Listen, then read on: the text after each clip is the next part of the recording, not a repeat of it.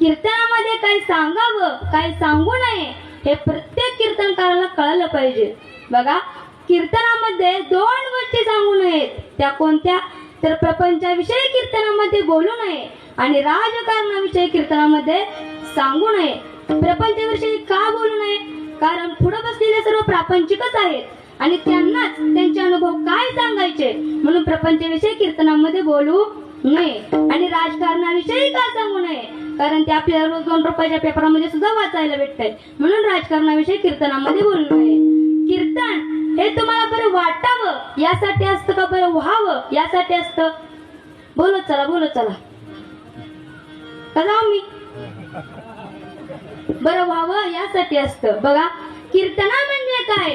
तर कीर्तना म्हणजे अंधाराकडून प्रकाशाकडे जाणारा एक राजमार्ग आहे, एक भक्ती मार्ग आहे. आणि या कलियुगामध्ये कीर्तन